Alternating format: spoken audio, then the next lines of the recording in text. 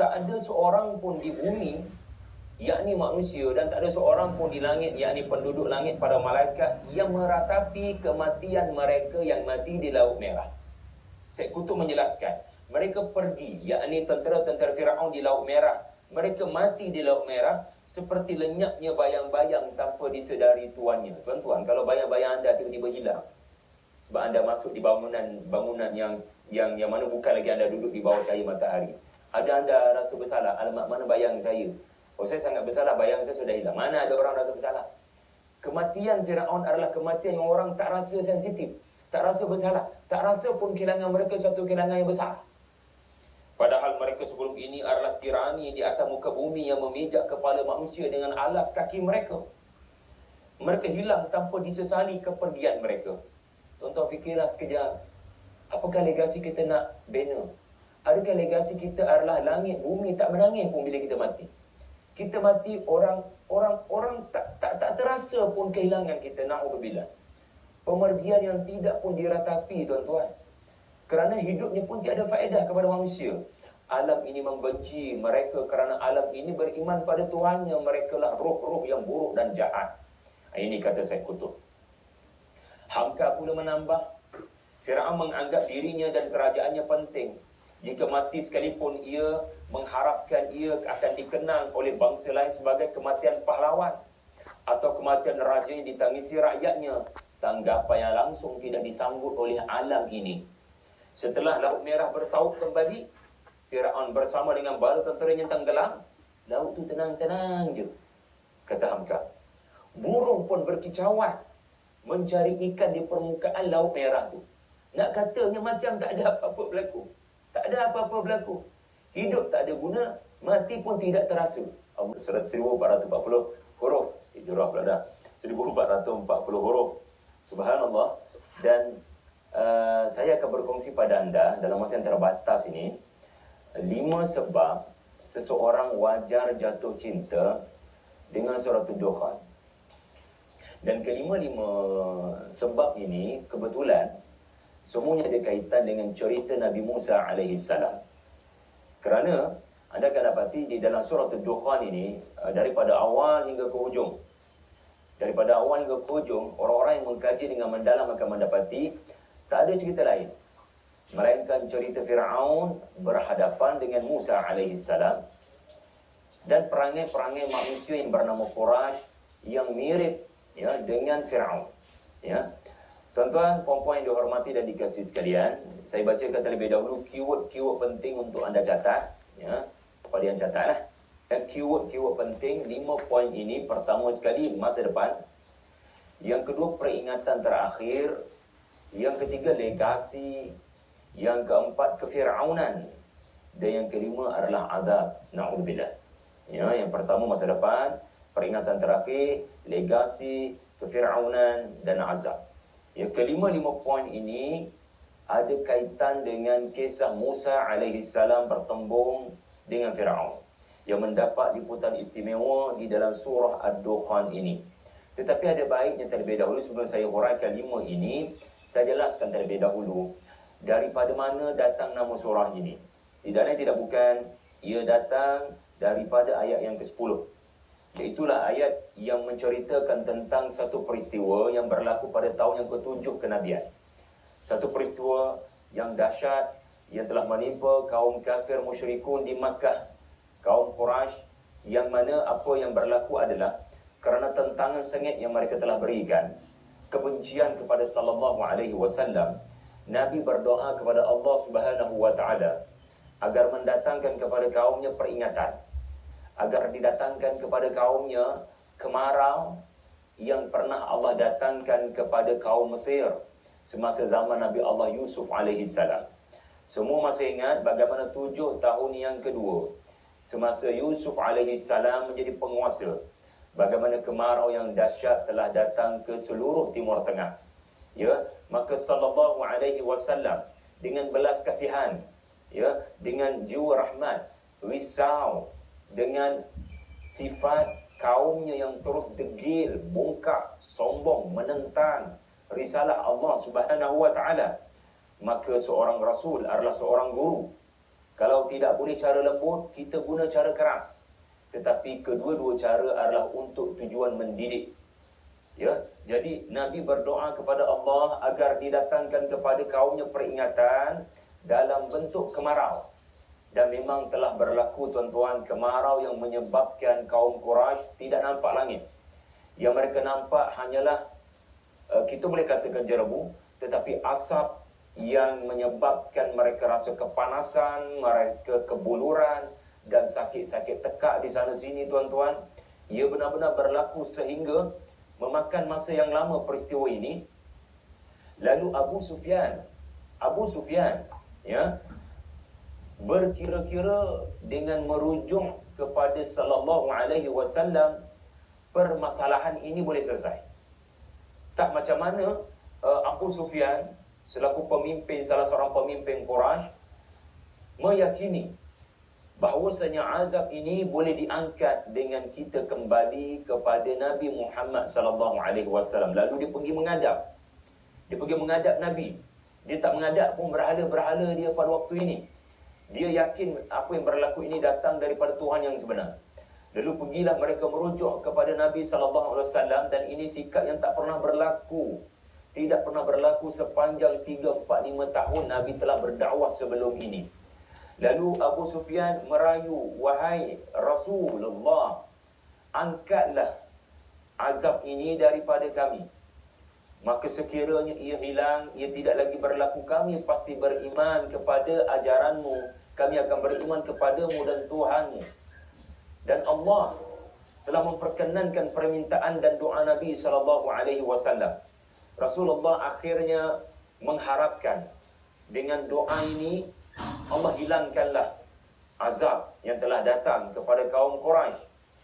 Lalu Allah hilangkan azab berkenaan, dan ia dirakamkan di dalam ayat yang ke-12, ayat yang ke-13, ayat yang ke-14 dan ayat yang ke-15. Rabbana kshif 'anna al-'adab inna mu'minun anna lahum adh-dhikra wa qad ja'ahum rasulun mubin thumma tawallaw 'anhu wa qalu mu'allamun majnun inna kashiful 'adzabi qalila innakum 'abidun. Allah hilangkan azab berkenaan. Lalu Nabi mengharapkan dengan hilangnya azab berkenaan, mereka akan menangis datang kepada Nabi dan berkata la ilaha illallah Muhammadur Rasulullah. Mereka menjadi kaum muslimin. Ini harapan Nabi dengan hilangnya azab berkenaan. Tetapi tuan-tuan, inilah sikap manusia sampai bila-bila. Iaitulah meskipun depan mata nampak kebenaran Nabi, doa dia menyebabkan bala ni hilang. Depan mata nampak dengan jelas kebenaran Nabi, dan depan mata nampak hilangnya bala berkenaan. Innakum ma'abidun. Mereka tidak mengotakan janji mereka. Mereka kembali kepada kekufuran. Dan lebih teruk daripada itu, mereka berkata Muhammad ini menerima ajaran dari orang gila.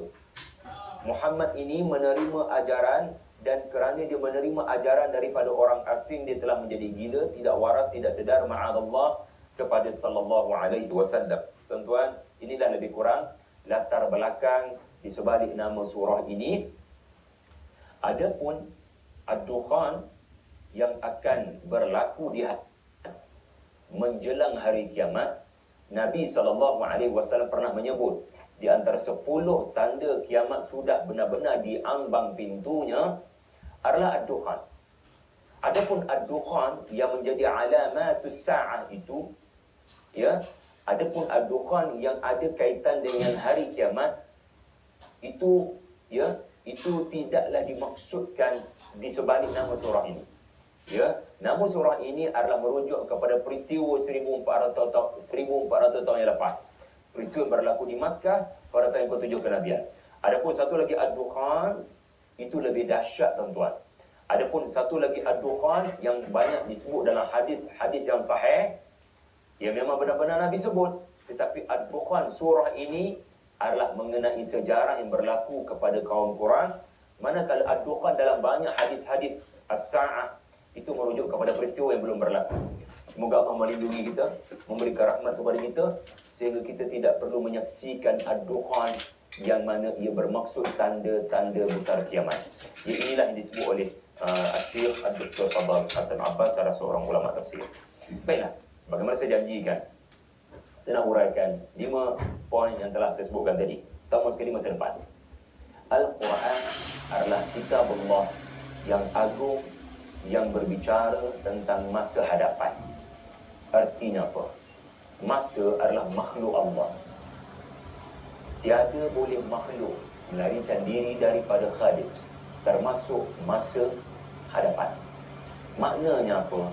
Masa hadapan dalam pengetahuan Allah. Allah tahu masa lampau, Allah tahu masa sekarang, Allah tahu masa akan datang.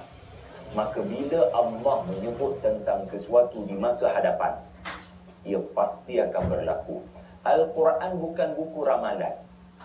Al-Quran menyampaikan berita dari masa hadapan. Ia pasti akan berlaku. Selaku pembaca Quran, jangan sekali-kali menganggap Al-Quran bila berbicara tentang masa hadapan, ia berstatus ramalan. No. Ia berstatus firasat. No. Ia adalah pengetahuan yang benar yang Allah bocorkan kepada pembaca Quran. Sedangkan pengetahuan itu adalah fakta dari masa hadapan. Tuan-tuan tak akan sebut fakta, melainkan pada benda yang dah berlaku. Kan? Fakta, tuan-tuan tak akan sebut, melainkan kepada benda yang dah berlaku. Fakta sejarah namanya. Mana ada fakta masa hadapan? Tetapi dalam Quran kita kena faham, ada fakta daripada masa lampau, ada fakta daripada masa hadapan. Fakta artinya apa? Ia tidak boleh diubah. Ia tidak boleh diubah. Jadi tuan-tuan, permulaan Al-Quran ini, anda akan mendapati Allah Ta'ala menggambarkan betapa hebatnya turun Al-Quran. Ya, penurunan Al-Quran pada malam Al-Qadar ini, ada surah Al-Qadar. Tetapi jangan lupa ada surah Ad-Dukhan. Dua-dua surah ini menerangkan malam Al-Qadar. Tetapi sasaran kedua-dua surah ini berbeza. Sebab itu suratul Qadar lembut sikit, suratul Dukhan keras sikit. Sebab apa? Sasaran berbeza. Kepada orang-orang beriman, maka Allah menggambarkan Lailatul Qadar dengan penuh belas kasihan. Siapa dia yang bangun pada malam berkenaan, ganjarannya lebih baik daripada beribadat 1000 bulan. Tetapi ada satu lagi perspektif kepada malam Al-Qadar kepada orang kafir yang degil. Sasarannya berbeza. Iaitulah Allah menerangkan dalam surah Ad-Dukhan, Inna kunna mundirin. Kami turunkan Quran pada malam yang diberkati. Ada banyak kebaikan daripada Al-Quran ini. Tetapi orang-orang yang menolak kebaikan yang nak didatangkan daripada wahyu Tuhan, maka kami akan memberikan peringatan. Dan cara kami beri peringatan adalah Inna kunna mursilin. Kami utuskan Musa alaihissalam, kami utuskan Muhammad sallallahu alaihi wasallam untuk memberikan peringatan. Ad-Dukhan adalah peringatan. Kalau engkar dan masih tidak percaya kepada ayat Allah, maka selepas Ad-Dukhan berkenaan, Yawma nabtishul batsyatal kubra, Allah Subhanahu wa taala akan menghentam orang-orang kafir ini, dan ia ditafsirkan para ulama sebagai kehancuran kaum Quraisy dalam peperangan Badar kerana mereka ingkar kepada azab Allah yang bernama Ad-Dukhan. Kita sambung lagi selepas ini. Boleh diubah. Fiha yufraqu kullu amrin hakim.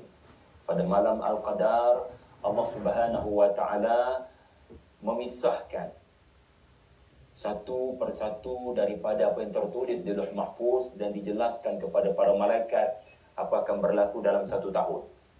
Hakim adalah perkara yang telah dijatuhkan hukum, iaitu rezeki seseorang dan ajal maut seseorang. Ya, ia tidak boleh diubah.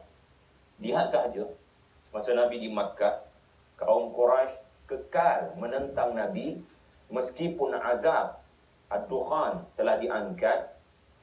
Allah sebut kepada Nabi sesuatu yang bersifat masa hadapan. Yauma nabtishul batsyatal kubra. Ada satu hari kami akan menghentam mereka dengan hentaman yang besar. Para ulama mentafsirkan sebagai perang Badar. Jadi Nabi masa duduk di Makkah tahun yang ke-7, tak tahu apa-apa tentang apa akan berlaku. Allah kata kerana mereka kekal kafir, selepas dukhan dihilangkan, bala diangkat, Allah kata satu hari maafkan saya, satu hari nanti kami akan menghentam mereka. Apa maksud ayat ini? Tuan-tuan, 7 tahun selepas itu, 7-8 tahun selepas itu, apa yang Allah sebut berlaku, iaitulah dalam peperangan Badar yang menentang Nabi habis-habisan ini akhirnya musnah. Kan? Anda dapat lihat. Ketika surah ini dan ayat ini diturunkan, Nabi meyakini ia pasti berlaku, yakni kekalahan dan kehancuran kafir. Dan akhirnya dalam peperangan Badar, 70 pemimpin besar mereka telah mati, telah ditimpa hentaman kepada mereka. Kita lihat pula pada cerita Nabi Musa. Semasa Nabi Musa alaihi salam sudah kehabisan usaha untuk berdakwah kepada Fir'aun, sehingga Allah Subhanahu wa taala memerintahkan kepada Nabi Musa, berhenti berdakwah, pada malam ini kamu keluarlah bersama dengan hamba-hambaku, kamu akan diikuti. Itulah ayat yang ke-23.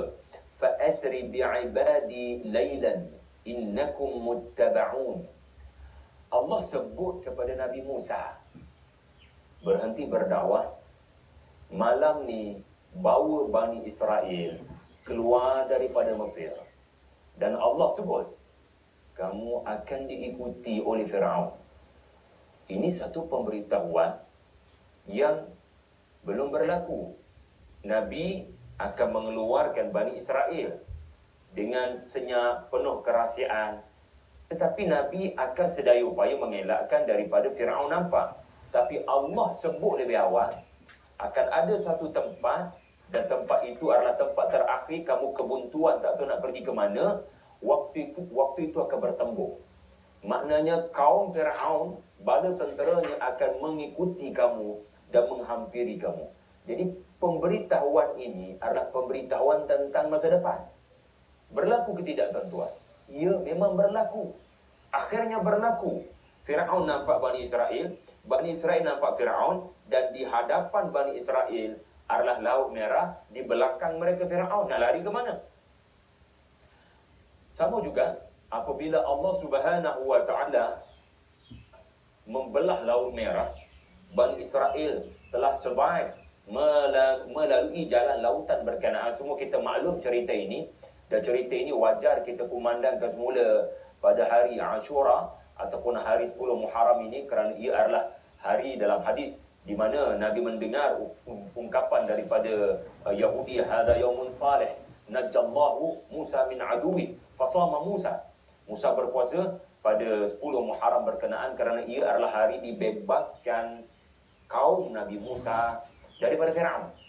Jadi peristiwa ini, selepas Allah membelah lautan, Musa melihat di hujung lautan berkenaan Fir'aun sudah sampai. Baginda mahu cepat-cepat supaya laut itu bertaut, supaya dengan lautan ini menjadi penghalang antara baginda Bani Israel dengan Fir'aun dan bala tenteranya. So baginda dah angkat tongkat tu, nak supaya laut ini kembali bertaut. Tetapi Allah bagi perintah, watrukil bahra rahwan, ayat 24. Musa, kau tinggalkan laut itu tenang, biarkan ia kekal dalam bentuk satu jalan ada di situ. Jangan cantumkan semula. Jangan gunakan tongkatmu untuk tautkan semula lautan berkenaan. Subhanallah, kira Nabi Musa alaihi salam, Fir'aun di sana, kami di sini, laut jadi penghalang, maka alhamdulillah kita survive daripada Fir'aun. Tetapi rencana Allah fiha yufraku kullu amrin hakim, adalah Fir'aun akan berkubur di Laut Merah. Jadi Allah beri perintah, kekalkan laut itu begitu, dan Fir'aun masuk ke dalamnya. Allah Ta'ala berfirman, sebelum Fir'aun masuk ke dalam Laut Merah, Allah berfirman kepada Musa, innahum jundum mughraqun. Tuan-tuan, semasa ayat itu dibacakan kepada Musa, wahyu Allah itu sampai kepada Musa, Fir'aun belum masuk ke Laut Merah. Tetapi Allah telah menyebut tentang masa depan. Mereka akan tenggelam. Dan akhirnya apa berlaku? Memang betul-betul mereka tenggelam. Kesimpulannya, Quran bila berbicara tentang sesuatu yang belum terjadi, ia pasti akan terjadi. Jadi banyak dalam Quran ini cerita-cerita tentang akhirat, tentang syurga, tentang neraka, tentang hisab, tentang sirat, tentang maut, tentang alam barzakh. Maka seseorang yang membaca ayat-ayat ini kena kata, ia pasti berlaku. Cuma saya di mana? Saya akan berada di mana? Adakah di pihak orang-orang yang beriman atau di pihak orang-orang yang tidak beriman? Ya, naudzubillah. Itu adalah keyword yang pertama. Adapun keyword yang kedua, peringatan terakhir. Apa maksud peringatan terakhir, tuan-tuan? Sebenarnya bila Laut Merah terbelah di hadapan Fir'aun, beliau melihat Bani Israel di dalam laluan khas Allah sediakan di Lautan Merah berkenaan. Dan akhirnya di hadapan mata Fir'aun yang menghampiri Laut Merah berkenaan, dapat melihat terbelah lautan dari jarak dekat. Sesuatu yang sangat menakjubkan. Adakah ada mukjizat lebih besar kepada Musa melainkan mukjizat ini? Dan depan mata Fir'aun, Bani Israel telah terlepas daripada Laut Merah. Sebenarnya, melihat ayat Allah, Laut Merah terbelah, sesuatu yang manusia tidak boleh buat. Ia hanya boleh dilakukan oleh Allah Subhanahu wa ta'ala yang Maha Berkuasa. Itu sendiri adalah panggilan dan peringatan terakhir kepada Fir'aun. Seteruk-teruk Fir'aun pun dengan pelbagai mukjizat, daripada tongkat Musa bertukar jadi ular, sampailah 9 ayat lain Allah Ta'ala berikan. Allah still beri ruang untuk Fir'aun bertaubat. Dengan melihat kehebatan kekuasaan Allah pada Laut Merah terbelah dua. Kalau dia bertaubat pada waktu ini, Allah masih menerima taubatnya. Tetapi Fir'aun adalah Fir'aun. Peristiwa ini menjelaskan pada kita ada manusia yang keras hatinya. Lebih keras daripada batu. Sepatutnya dia insaf. Ini kuasa siapa ini? Yang memihak kepada Musa dan Bani Israel. Dan kalau dia bertaubat, Allah menerima taubatnya. Namun akhirnya tuan-tuan, Fir'aun adalah Fir'aun. Saya bacakan pada anda apa yang disebut oleh Hamzah, lebih memudahkan kita faham. Anda dengar Dengan gagah perkasa, bila Laut Merah terbelah, Fir'aun hanya fikir ini peluang dan kesempatan untuk menghalau Bani Israel pulang semula ke Mesir sebagai budak. Dikerahkan semua tentera masuk ke dalam belahan jalan laut berkenaan, termasuk dirinya sendiri. Bahkan dirinya sendiri berada paling hadapan. Dia langsung tidak menghitung siapa tuan punya lautan ini. Dia menghitung kenapa lautan ini terbelah. Dia langsung tidak menghitung siapakah yang menyebabkan lautan ini terbelah. Ego dan sombong menyebabkan dia lupa daratan. Dia lupa ingatan Tuhan kali penghabisan. Maka masuklah Fir'aun dengan seluruh bala tenteranya ke tengah-tengah perut laut yang panjang berkenaan. Setelah masuk ke semuanya tanpa terkecuali seorang pun, laut bertaut kembali. Hilanglah Fir'aun sekelip mata. Pahlawan-pahlawan terbaiknya dan seluruh orang-orang besarnya hilang begitu sahaja. Dahulu mereka tidak membiarkan seorang pun bayi lelaki Bani Israel hidup. Sekarang giliran mereka, tiada seorang lelaki dewasa dari tentera Fir'aun yang hidup. Mesir kosong dari ribuan lelaki. Isteri-isteri di istana meratapi kehilangan misteri kaum lelaki. Itulah itu ungkapan angka, subhanallah. Ya, jadi Indonesia saya tuan-tuan. Jadi nak katanya masih beri peluang dan peringatan terakhir. Pengajaran apa? Pengajaran apa tuan-tuan? Kalau orang tegur kita, kalau kita dengar tazkirah, kalau orang bagi khutbah pada kita contohnya kan, kadang-kadang kita jangan keras hati dah. Siapa tahu tuan-tuan, kalau satu hari itu kita dengar ada orang bagi tazkirah kat surau, orang bagi kuliah dekat masjid, entah-entah kan, itu peringatan terakhir daripada Tuhan tau. Kerana kita tak tahu, pukul 7.30, pukul 8 malam kita dengar kuliah maghrib. Sebenarnya Allah dah atur dah, itu adalah peringatan terakhir. Sebab pukul 11 malam tu nanti aksiden mati. Allah sentiasa memberi kebaikan pada kita. Kita ni tak pernah bertaubat. Jadi entah macam mana malam tu Allah takdirkan kita dengar kuliah maghrib. Tajuknya pasal maut contohnya. Harap-harapnya kamu lembut hati, kamu dengar dan kamu istighfar, kamu taubat. Sebab kamu tak tahu benda nak berlaku kat depan tu. Benda nak berlaku kat depan tu pukul 10, pukul 11 malam, aksiden mati, kamu tak tahu. Tapi Allah dah set up cantik dah. Malam tu kamu akan mendapati ada orang tegur kamu. Tapi ada orang keras, seperti kerasnya hati Firaun. Dia tak langsung menganggap Laut Merah terbelah itu adalah peringatan terakhir. Karena sekejap lagi dia akan mati. Ya, na'udzubillah daripada menjadi Firaun. Okey. Keyword yang ketiga adalah legasi. Hidup ni tak lama. Ya, hidup ni tak lama. Bila hidup tak lama, kita kena fikirlah sekejap. Anak-anak kita nak bagi apa? Kita nak bagi apa pada anak-anak kita? Kalau kita duduk fikir nak bagi anak-anak kita rumah, anak nak duduk mana, nak bagi anak-anak kita harta, nanti anak-anak nak bagi makan apa pada anak-anak cucu cicit mereka, dia tak cukup setakat kita fikir begitu, tuan-tuan. Kerana inilah juga pemikiran Firaun. Na'udzubillah. Allah rakamkan dalam ayat 25 hingga ayat 29. Bagaimana mereka telah meninggalkan taman-taman dan mata air yang mengalir, dan kebun-kebun dan tempat-tempat yang mempunyai kemuliaan dan keindahan, dan nikmat yang begitu banyak yang orang-orang di dalamnya menikmati. Kadzalik. Ya, saya sangat gurau dengan perkataan pada ayat 28 ini, perkataan kadzalik. Kerana menurut Abdurrahman Habban Nakah, bila ada perkataan kadzalik menunjukkan peristiwa ini bukan hanya peristiwa Firaun. Ia boleh berlaku kepada kita. Perangai Firaun barangkali perangai kita. Kita akan uraikan